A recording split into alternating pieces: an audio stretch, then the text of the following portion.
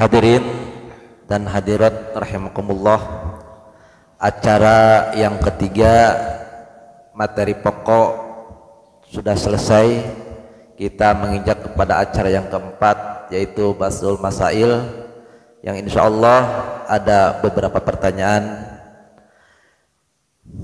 Yang pertama, sudah gugurkah kewajiban suami memberi nafkah istri ditanggung jawab oleh orang lain? Ki Jaid berumah tangga dengan Siti Fatimah. Jaid orang musir, orang muksir, santri. Sehari diwajibkan memberi nafkah kepada istri 1 mud, kurang lebih 1 liter, termasuk uang jajan. Kira-kira kalau diuangkan sehari 50.000, kewajiban Jaid memberi nafkah kepada si Fatimah. Makan, minum, jajan dan lain-lain sehari diuangkan 50.000. Itu wajib, harus dibayar ke si Jaid. Sewaktu Jaid bersilaturahmi ke teman sahabat waktu di pesantren, ya, bersilaturahmi, bertamu, makan, minum dijamin, jajan juga dijamin selama 2 hari 2 malam di rumah teman, di rumahnya si Bakar. Bagaimana 2 hari tersebut Jaid tidak memberi nafkah kepada istri karena lagi bertamu untuk makan, minum dan jajan sudah ditanggung jawab oleh sahabat akrab si Bakar. Gugur enggak nafkah selama 2 hari 2 malam? Gugur. Dijelaskan dalam kitab Rodotul Tolibin juz ke-8 Sohifah 38, walau tabarro'a rajulun biadai nafaqati anil mu'siri lam yaljamha al-qabul walaha fal al-fasqu. Lau tabarro'a rajulun, kalau ada seorang lelaki sahabat akrab Bakar biadai nafaqati anil mu'siri, memberi nafkah dari sahabat yang muksir Jaid, sahabat akrab di pesantren, bersilaturahmi ke rumahnya, diberi makan dan diberi minuman, diberi jajan istrinya termasuk Jaid. Itu lam yaljamha al-qabul, untuk si Fatimah istrinya si Jaid tidak wajib menerimanya gitu. Walaha al-pasu, dan wenang hukumnya kepada Fatimah ngajukan pasah ke pengadilan. Tetapi kalau menerima ia makan minum beserta suami di situ di tempatnya si Bakar, maka gugurlah nafkah si Jaid terhadap istri selama 2 hari 2 malam. Jadi artinya kieu, selama Jaid bertamu dina babaturanana 2 hari 2 malam, maka eta gugurlah nafkah wajibna Jaid ka Fatimah, teu aya sangkut paut entos sakitu. Mangga. Nomor kedua, suami memberi nafkah istri untuk 1 tahun dikasih sekaligus, boleh tidak? Ustadz Syarif punya istri 2, yang 1 di Batu Bantar, yang 1 di Bandung umpama. Maklum, Ustadz Syarif termasuk kiai ahli hikmah. Mantap. Ketika gilir ke istri muda yang ada di Bandung, gilirnya biasanya 1 bulan sekali, 1 bulan sekali. Nafkahnya dalam 1 bulan dipenuhi sekaligus. Kalau diperhitungkan dengan uang, kira-kira 1 bulan itu 5 juta. Maklum istri muda Dibayar, begitu datang langsung dikasih 5 juta untuk 1 bulan. Boleh tidak itu? Dijelaskan dalam kitab Nihayatul Muhtaj juz sabi' juz ke-7 di Shahifah 201, balau a'toha nafaqatan wa kiswatan mustaqbilatan jaja wa malakas bil qabdi wa jajalah atasarufu piha kata'jili zakati. Jadi intinya boleh 1 bulan diberi nafkah, nih 5 juta untuk 1 bulan boleh, nih 10 juta untuk 1 tahun boleh. Jadi itu masalah tenawan. Gitu. Jadi berarti can ge nyampe kana bulan hareup nafkah mah geus dicumpun sabulan. Eta Ustaz Sarip Kiai Hikmah teh ya. Terus nomor ketiga, kalimah anti alayya haramun, kamu haram bagiku, kalau diniti untuk menjatuhkan tolak. Apakah jatuh tolak berapa? Haji Agus punya istri Hindun. Kata Haji Agus, wahai Hindun, anti alayya haramun, kamu atasku haram. Atau ya duki alayya haramun, tanganmu bagiku haram. Berbicara demikian Haji Agus di dalam hatinya niat nolak kepada si Hindun terhadap istri. Jatuh enggak tolaknya? Kalau jatuh termasuk jatuh tolak keberapa? Dijelaskan jatuh itu tolak. Dijelaskan dalam kitab Tuhfatul Muhtaz. Tuhfatul Muhtaz. Juz Samin, juz ke-8. Shahifah ke-17. Fa in qala li zaujatihi anti alayya haramun aw yaduki alayya haramun aw haram tuki aw kal khamri aw kal maiti aw kal hinjiri wa nawa talaqon wa in ta'adada aw diharon hasala manawa li iqtidai kullin minhuma at-tahrim. Apabila Haji Agus berbicara kepada istrinya si Hindun, kata Haji Agus, anti alayya haramun, kamu Hindun atasku haram. Haji Agus dalam hati niat melaksanakan niat tolak nolak. Aonawa tolakon, niat tolak.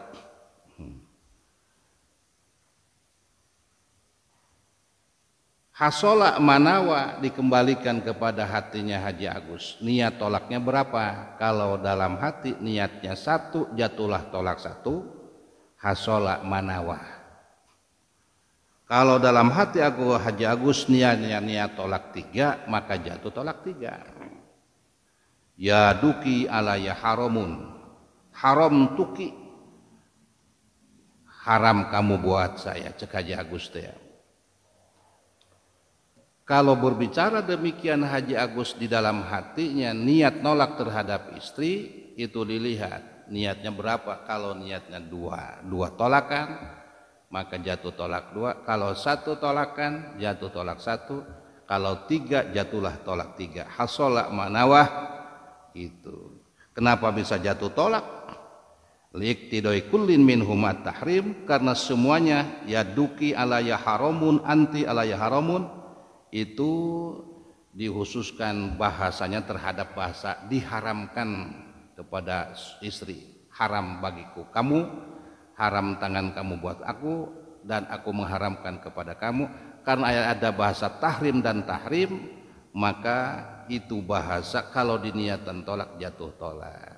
Dan jatuh tolaknya ke berapa tergantung niatnya. Kalau 1 jatuh 1, kalau 3 ya 3. Jadi intinya kieu, lamun Haji Agus ngomongkeun ka pamajikan dia haram keur aing, dina hate nolak nganiatan tolak hiji, jatuh tolak hiji. Nu mantak jatuh tolakna karena Haji Agus ka pamajikan anu halal diharamkeun gitu. li iktidoi kullin min huma at-tahrima, pamajikan halal diharamkeun. Dina Tuhfah juz ka-8 Shahifah anu ka-17. Mangga. Nomor keempat, ada yang mau kurban kemudian kambingnya diserahkan kepada kiai, kemudian kambingnya sama kiai dijual, jadi apa enggak kurbannya? Kayak bisnis ya. Moga-moga ulah ayahnya. Ini masalah bisa ayah sih kan kiai. Diayakeun ku ulama. Dalam kitab Kifayatul Akhyar, ya masalah pada saya masuknya lewat WA ya. Hampir sadaya masalah ya dipertanyakan lewat WA, lewat HP. Yuk jangan heula mantuk ka mana gitu. Dalam kitab Kifayatul Akhyar dijelaskan juz sani Kifayatul Akhyarnya Shahifah 236. Shahifah 236. Kifayatul Akhyar. Yustaratu fi mayudhaha bihi umurun. Ahaduha ad-dabhu wasani ad-dabih. Wa qad mara dzikruha. Wasalisu al-waqtu. Disyaratkeun dina hiji barang anu rek dijadikeun korban kudu kumpul beberapa pasaratan. Hayang sah korban eta kudu kumpul beberapa pasaratan. Ketika mau melaksanakan korbannya kepengen sah, maka harus kumpul beberapa pasaratan di antara 3 syarat. Syarat pertama ahadu adabhu, hayawan yang mau dijadikan korban harus disembelih, ad-dabhu. Yang kedua wasani adabe, harus ada yang menyembelih, syarat yang kedua. Wasalisu al waktu, waktunya harus waktu itulah Rayagung Tasrek, di hari-hari Rayagung Tasrek. Jadi harus kumpul 3, 1 harus disembelih, kedua ada yang menyembelih, ketiga tepat di waktu Rayagung atau hari-hari Tasyrik. Apabila hayawan tersebut diserahkan kepada seseorang, kemudian oleh seseorang bukan disembelih tetapi dijual, itu tidak jadi kurbannya. Eta mah oknum kiai nu eta. Oknum tukang kurban. Mangga. Nomor kelima, bolehkah satu hayawan diniatan korban dan akikah? Ada 2 pendapat para ulama, Ibnu Hajar dan Imam Romli. Dijelaskan di kitab Hasyiah Bajuri Juzani Shahifah 304. Dina Bajuri para sadaya.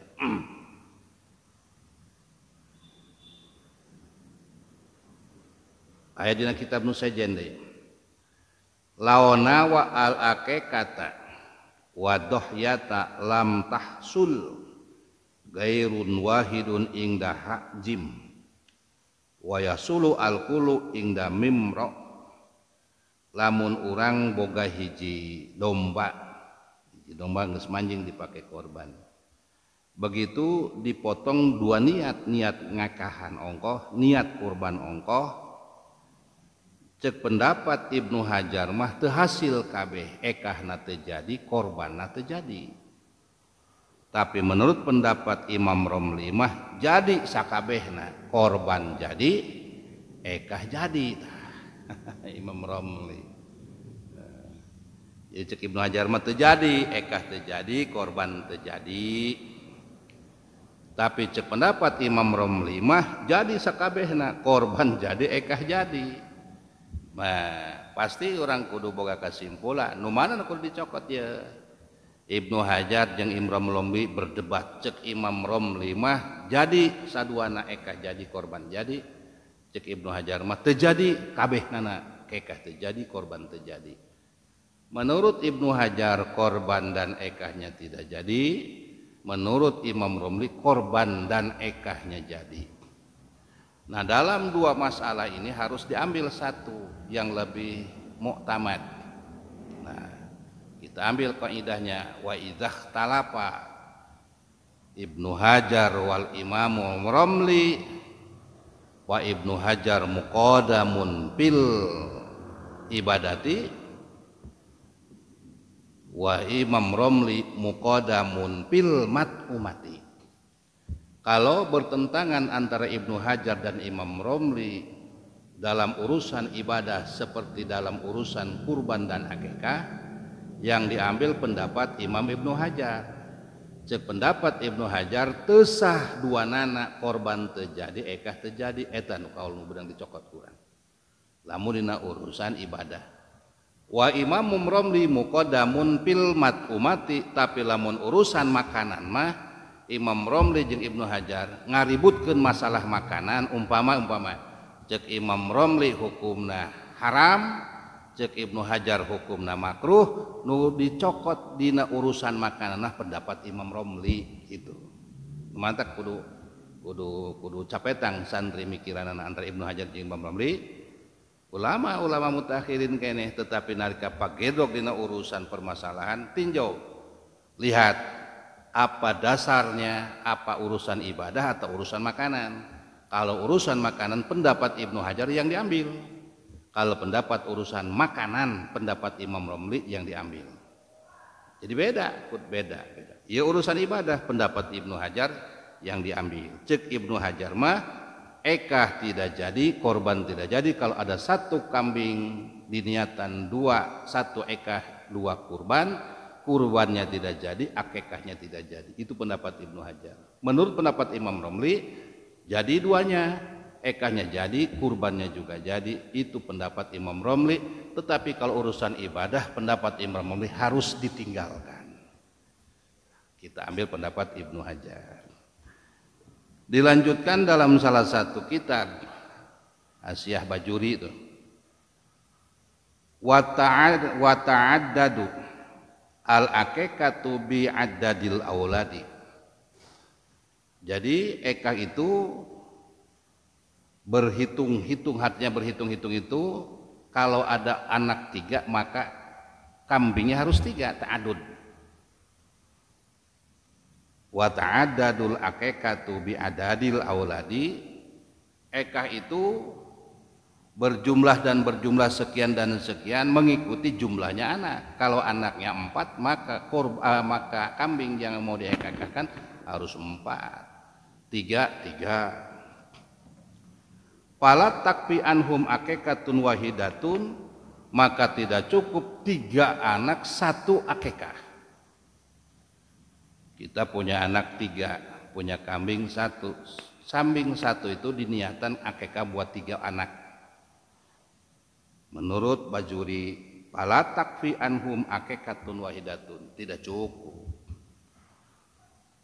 Wa hada mabniun ala qaul Alamat Ibnu Hajar, pendapat tersebut dimabdikan, distandarkan kepada pendapatnya yaitu Ibnu Hajar.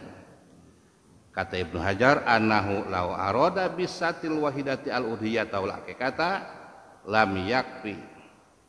Sesungguhnya masalah apabila ada orang yang akan melaksanakan 1 kambing dijadikan 2, 1 udhiyah korban, kedua akikah, maka lam yakfi, tidak cukup. Kata Ibnu Hajar, 1 kambing diniatan buat ekah dan buat korban, lam yakfi, tidak cukup. Ekahnya tidak cukup, korbannya tidak cukup. Lakin alladzi soroha bi al-alamatun Romli anahu yakfi. Tetapi kalau yang sudah dijelaskan oleh pendapat Imam Romli, anahu yakfi, cukup pendapat Imam Romli. Kata Imam Romli cukup. Fatakfi aqiqatun wahidatun anil auladi, cukup 1 kambing dijadikan ekah buat sejumlah anak. Ada anak 10 diakekahin dengan 1 kambing, menurut pendapat Imam Romli cukup. 1 kambing untuk 3 orang, 1 kambing untuk 5 orang, 10 orang, kata Imam Romli cukup. Menurut pendapat Ibnu Hajar tidak cukup. Tetap setiap satu kambing satu orang, satu kambing satu orang, satu kambing satu orang. Nah, pendapat antara Imam Romli dan Ibnu Hajar berbeda. Ibnu Hajar tidak cukup kalau satu kambing untuk dua niat korban ya udhiyah akekah ya tidak cukup, akekah tidak cukup, tidak jadi, korban pun tidak jadi. Kalau menurut pendapat Imam Romli, jadi korbannya jadi, akekahnya jadi. Maka kita ambil kaidahnya wa idzah talapa Ibnu Hajar wa Imam Romli wa Ibnu Hajar muqaddamun fil ibadati wa Imam Romli muqaddamun fil mat'umati. Apabila bertentangan dua pendapat ulama Imam Romli dan Ibnu Hajar, maka pendapat Ibnu Hajar yang harus didahulukan dalam urusan ibadah, seperti dalam ekah ibadah. Kata Ibnu Hajar, tidak cukup satu kambing niatnya dua, ya korban ya akekah, tidak cukup dua-duanya. Itu yang didahulukan, itu yang harus diambil pendapatnya. Wa Imam Romli muqaddamun fil mat'umati. Imam Romli kalau beda pendapat dengan Ibnu Hajar dalam urusan makanan, maka pendapat Imam Romli yang harus didahulukan. Maka karena pertanyaannya dalam akikah dan kurban, kesimpulannya satu kambing dijadikan ekah dan kurban itu hukumnya tidak cukup menurut pendapat Ibnu Hajar, pendapat yang kita harus dijadikan kesimpulan. Ya. Nomor ke-6, bayi yang meninggal 1 jam setelah lahir, apakah orang tua masih sunnah ngekahin? Bayi yang meninggal setelah kurang lebih dari 1 jam ketika lahir, 1 jam kurang meninggal, tapi sudah lahir. Nah, dalam salah satu kitab dijelaskan, dalam kitab Tuhfatul Muhtaj juz at-tasi' juz ke-9 Sohifah 370, sunatan muakadatan ayyaiko anil waladi ba'da tamami infisolihi wa in mata ba'dahu alal mutamad fil mazmu. Tetap hukumnya sunnah, ada bayi yang meninggal setelah kurang lebih 1 jam setelah kelahirannya meninggal, maka orang tuanya tetap sunnah muakadah melaksanakan ekahnya. Dalam kitab Tuhfatul Muhtaj juz ke-9 Sohifah 370.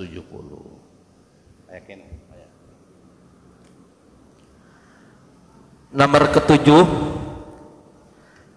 ada seorang wanita dibawa kabur sama pacarnya karena enggak disetujui orang tuanya. Terus kedua orang tersebut nikah di tempat yang jauh tanpa wali bapaknya, sah apa tidak pernikahannya?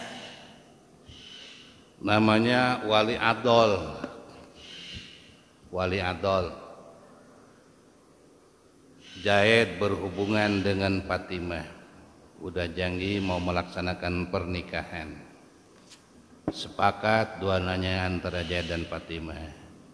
Ketika minta izin restunya kepada bapaknya Fatimah untuk jadi wali, maka bapaknya Haji Muhammad umpama tidak memberi izin dan tidak memberi restu, maka Zaid dan Fatimah kabur dari situ.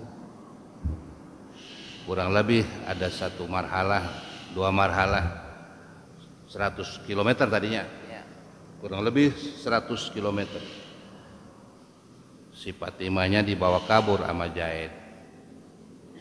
Datang ke satu pesantren, datang ke kiai, kemudian disitulah muhakam, minta ditikahkan kepada yang jadi walinya, wali muhakam ke kiai. Bagaimana hukumnya ditikahkan oleh muhakam? Kalau walinya adol, syarat pertama harus ada hakim. Yang menikahkan harus hakim, bukan muhakam. Kalau muhakim tidak bisa ditempuh karena persyaratan harus ada ini, ada itu, administrasinya banyak, harus ini dan itu, maka langsung ke muhakam, ditikahkan oleh seorang ulama, oleh kiai, maka sah. Pada ada walinya yang lainnya, wali kakaknya, wali adiknya, wali pamannya, walinya ada, tetapi langsung nikah ditikahkan oleh muhakam. Setelah melewati beberapa proses ke hakim gak bisa karena harus ada adminnya, persyaratannya ini dan itu, maka datanglah ke kiai muhakam, dia jadikan muhakam, kiai ditikahkan oleh kiai muhakam, itu sah hukumnya, namanya walinya wali adol. Ada yang kedelapan, di kampung A ada masjid, penduduknya lebih dari 80 kakak, tapi itu pendatang semua pegawai perkebunan. Mendirikan sholat Jumat, orangnya atau khutbah dan imamnya orang pendatang, bahkan dibayar. Di kampung B ada penduduk tapi nggak ada masjid, ikut ke kampung A, sah apa tidak melaksanakan sholat Jumatnya? Sah. Ada dalam salah satu penjelasan kitab, lupa kitabnya, sahifahnya lupa, tapi sudah dibahas oleh kita dalam Basul Masail pengajian seharian. Sah sholatnya. Orang kampung A sholatnya sah, dan orang kampung B ikut sholat ke kampung A, sah sholatnya. Udah dibahas, lupa kitabnya itu dalam pengajian seharian. Insyaallah nanti kalau mau lihat ibarat-ibaratnya kita kaji ulang lagi insyaallah. Sah. Cukup Pak Ustaz? Aya kene. Aya jamaah hadirin